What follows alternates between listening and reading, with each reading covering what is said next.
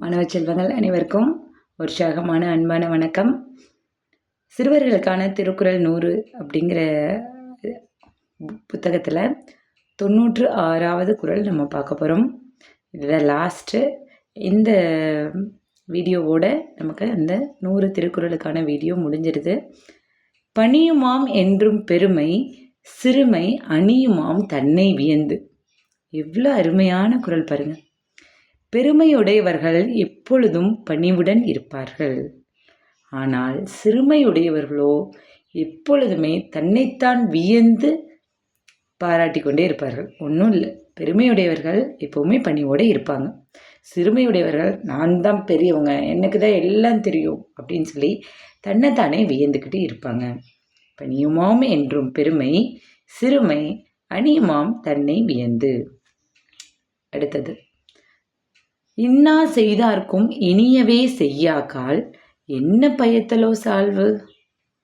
இன்னா செய்தார் அப்படின்னு என்னது?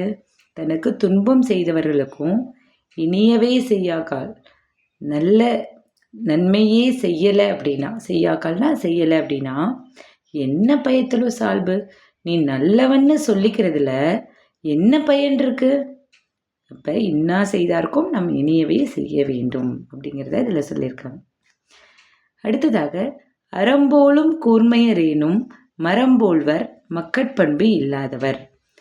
அறம்போலும், அறத்தை போல, அதாவது ரம்போ அது மாதிரி சொல்லுவோம் இல்லையா, அதை போன்ற கூர்மையான அறிவை உடையவராக இருந்தாலும் அறம்போலும் கூர்மையரேனும் மரம்போல்வர் மக்கட்பண்பு இல்லாதவர்.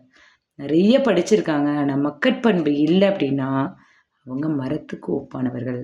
இதை வைரமுத்து கடுமையாக சாடியிருப்பார். மரம் என்ன அவ்வளோ கேவலமாக போயிடுச்சா, மரத்தோட கம்பேர் பண்ணுறீங்க, மரம் இல்லைன்னா நமக்கு உயிரே இல்லை அப்படின்னு சொல்லி சாடியிருப்பார். நம்ம திருவள்ளுவர் வேறு ஏதாவது ஆங்கிளில் திங்க் பண்ணி தான் எழுதியிருப்பார். அது என்ன அப்படிங்கிறது நமக்கு இன்னும் தெரியல, தெரிஞ்சுக்கலாம். அறம்போலும் கூர்மையரினும் மரம்போல்வர் மக்கட்பண்பு இல்லாதவர். இவர் வெறும் மரம் கூட சொல்லியிருக்க மாட்டாங்க, வெறும் கட்டைகளை கூட சொல்லியிருக்கலாம் இல்லைங்களா? அதனால் எவ்வளோ அறிவு உடையவர்களாக இருந்தாலும் மக்கட்பண்பு இல்லை அப்படின்னா அவங்க மரத்தாலான ஒரு கட்டைக்கு சமம் அப்படின்னு நம்ம பொருள் எடுத்துக்கொள்ளலாம். உழுதுண்டு வாழ்வாரே வாழ்வார், மற்றெல்லாம் தொழுதுண்டு பின் செல்பவர். உழுதுண்டு வாழ்வாரே வாழ்வார், அதாவது உழுதுண்டு விவசாயம் செஞ்சு வாழ்பவர்கள் தான் எப்போவுமே அவங்களுக்கு எப்போவுமே மவுஸ் இருந்துக்கிட்டே தான் இருக்கும். மற்ற இண்டஸ்ட்ரியெல்லாம் போகிறதுக்கான வாய்ப்புகள் இருக்குது. ஆனால் விவசாயம் அழிந்தது அப்படின்னா நம்ம உணவுக்கு திண்டாட தான் வேண்டியிருக்கும், உயிரே வாழ முடியாது. அப்போ உழுதுண்டு வாழ்வாரே வாழ்வார், மற்றவங்க எல்லாமே தொழுதுண்டு, அவங்கள தொழுது பின் செல்பவர்கள் தான். மற்ற எல்லா தொழிலுமே பின்னாடி தான். முதன்மையான தொழில் என்ன அப்படின்னா விவசாயம் அப்படிங்கிறத சொல்லியிருக்காங்க. உழுதுண்டு வாழ்வாரே வாழ்வார், மற்றெல்லாம் தொழுதுண்டு பின் செல்பவர். அடுத்தது, ரொம்ப சேலஞ்சிங்கான குறள்.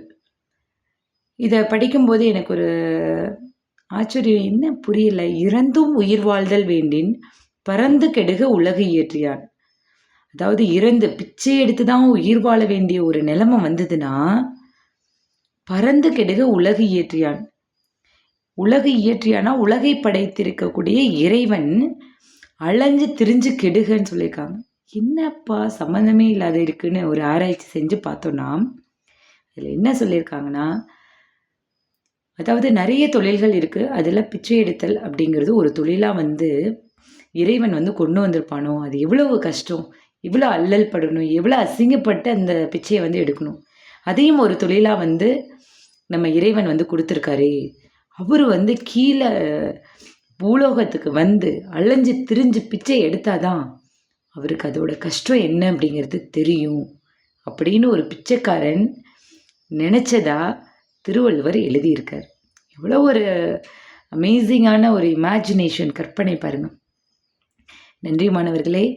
அனைத்து மாணவர்களும் இந்த 100 திருக்குறளையும் பொருள் புரிந்து படித்து மனதில் நிறுத்துவோம், வெற்றி பெறுவோம். வாழ்த்துக்களுடன் வினுப்பிரியா. நன்றி.